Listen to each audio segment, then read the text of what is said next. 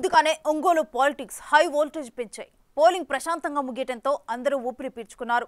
ఎన్నికలు ముగిశాక ఇరు పార్టీల నేతలు మెజార్టీలపై భారీగా ఎక్స్‌పెక్టేషన్స్ పెట్టుకున్నారట. ఒకరేమో హిస్టరీ రిపీట్ అంటుంటే మరొకరు మాత్రం ఆ నేతకు పొలిటికల్ రిటైర్మెంట్ పక్కా అంటున్నారు. దీంతో ఒంగోలు పాలిటిక్స్ ఎన్నికలు ముగిసినా హీట్ మాత్రం తగ్గట్లేదు.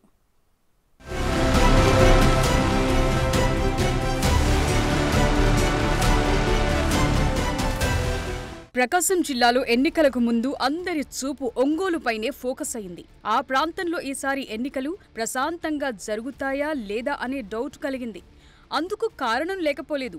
ఎలక్షన్ నెల రోజుల ముందు బాలినేని శ్రీనివాసరెడ్డి, దామచర్ల జనార్దన్ వర్గాల మధ్య తీవ్ర స్థాయిలో ఘర్షణ వాతావరణం నెలకొంది. ఆ ఎఫెక్ట్ పోలింగ్ పై ఉంటుందని అందరూ భావించారు. ఈ ప్రాంతాన్ని ఎన్నికల సంఘం అతి సమస్యాత్మక కేంద్రంగా గుర్తించింది. ఒంగోలు నియోజకవర్గంలో ప్రత్యేక బలగాలతో పాటు అన్ని పోలింగ్ కేంద్రాల్లో లైవ్ వెబ్కాస్టింగ్ ఏర్పాటు చేసింది.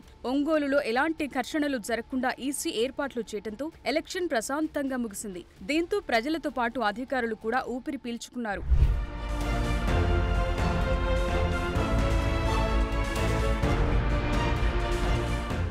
ఇక్కడి వరకు ఓకే. ఎన్నికలు ప్రశాంతంగా ముగియటంతో టీడీపీ, వైసీపీ గెలుపుపై అంచనాలు వేసుకుంటున్నాయి. వైసీపీ అభ్యర్థి బాలినేని శ్రీనివాసరెడ్డి 10,000 మెజార్టీతో గెలుస్తున్నట్లు లెక్కలేసుకుంటుండగా, టీడీపీ అభ్యర్థి దామచర్ల జనార్దన్ తనకు 20,000 మెజార్టీ వస్తుందని ధీమా వ్యక్తం చేస్తున్నారు. దానికి తోడు ఈసారి ఒంగోలులో పోలింగ్ శాతం బాగా పెరిగింది. ఇరు పార్టీలకు గెలుపు, మెజార్టీలపై అంతు చిక్కని పరిస్థితి.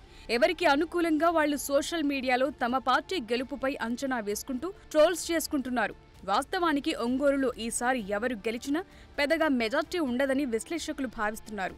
ఎన్నికలకు ముందు ఒంగోలులో టీడీపీ అభ్యర్థి దామచర్ల జనార్దన్ గాలి గట్టిగా వీచినా చివరి 10 రోజుల్లో పరిస్థితి మారింది. దామచర్లకు గాలి రివర్స్ వీచినట్లు టాక్ నడుస్తోంది. పోల్ మేనేజ్మెంట్ లో వైసీపీ అభ్యర్థి కంటే దామచర్ల వెనుకబడినట్లు వార్తలు వినిపిస్తున్నాయి. ఓటర్లను తాయిలాల ద్వారా ప్రసన్నం చేసుకోవడంతో వైసీపీ బాగా వర్కౌట్ చేసిందనే వార్తలు గుప్పుమంటున్నాయి. టీడీపీ అభ్యర్థి దామచర్ల జనార్దన్ కు సరైన టీం దొరక్కపోవడంతో పాటు చివరి నిమిషంలో వైసీపీ నుంచి వచ్చిన టీడీపీ వ్యక్తులకు పెత్తనమివ్వడంతో మొదటి నుంచి ఉన్న టీడీపీ క్యాడర్ కాస్త స్లో అయ్యారని టాక్ నడుస్తోంది. దీంతో ఎలక్షన్ సమయానికి పోల్ మేనేజ్మెంట్ లో తెలుగు తమ్ముళ్లు డౌన్ అయినట్లు ఆ పార్టీ నేతలే చెప్పుకుంటున్నారు.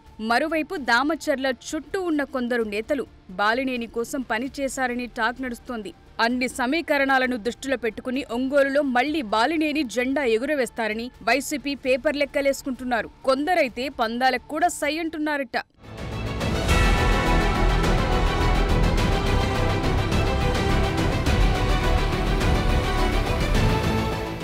మరోవైపు టీడీపీ కూడా మెజార్టీ పక్కన పెట్టి విజయంపైనే ఆశలు పెట్టుకున్నట్లు సమాచారం. కొందరైతే ఇప్పటికే దామచర్ల గెలుస్తారని ధీమా వ్యక్తం చేయటం సహా లక్షల్లో బెట్టింగులకు సిద్ధమయ్యారని టాక్ నడుస్తోంది. వైసీపీ లెక్క ప్రకారం ఒంగోలు నగరంలో టీడీపీ, వైసీపీలకు సమానంగా ఓట్లు వస్తాయని, ఒంగోలు రూరల్ మండలాల్లో మాత్రం తెలుగుదేశం పార్టీకి 3,000 ఓట్లు ప్లస్ అవుతాయని లెక్కలేసుకుంటున్నారు. కొత్తపట్నం మండలంలో వైసీపీకి 5,000 మెజార్టీ వస్తుందని అధికార పార్టీ ఆశలు పెట్టుకుంది. టీడీపీ కూడా నియోజకవర్గం మొత్తం మీద 20,000 మెజార్టీ వస్తుందని అంచనా వేసుకుంటున్నారు. ఒంగోలు నియోజకవర్గంలో 85% పోలింగ్ జరిగింది. గత ఎన్నికల్లో బాలినేని శ్రీనివాసరెడ్డికి 20,000 మెజార్టీ వచ్చింది. ఈసారి గత ఎన్నికల మెజార్టీ రివర్స్ అవుతుందనే భావనలో టీడీపీ ఉంది.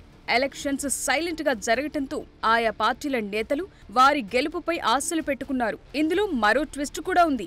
ఒంగోలులో భారీగా క్రాస్ ఓటింగ్ జరిగినట్లు టాక్ నడుస్తోంది. టీడీపీ ఎంపీ అభ్యర్థి మాగుంటకి 1 ఓటు, వైసీపీ ఎమ్మెల్యే అభ్యర్థి బాలినేనికి 1 ఓటు వేశారనే వార్తలు గుప్పుమంటున్నాయి. ఎన్నికల ముందు మాగుంట చెంతకు చేరిన కొంతమంది నేతలు మ్యాచ్ ఫిక్సింగ్ చేశారని జోరుగా వార్తలు వినిపిస్తున్నాయి.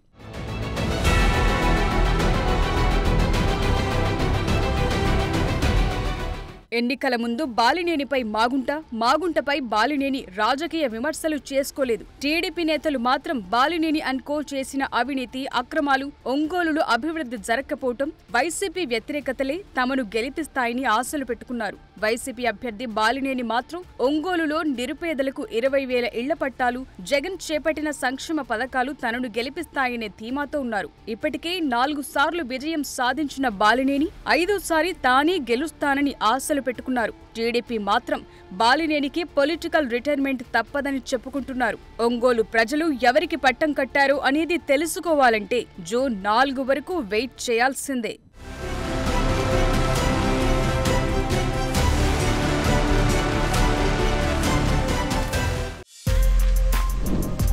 For more videos like this, subscribe Big TV channel.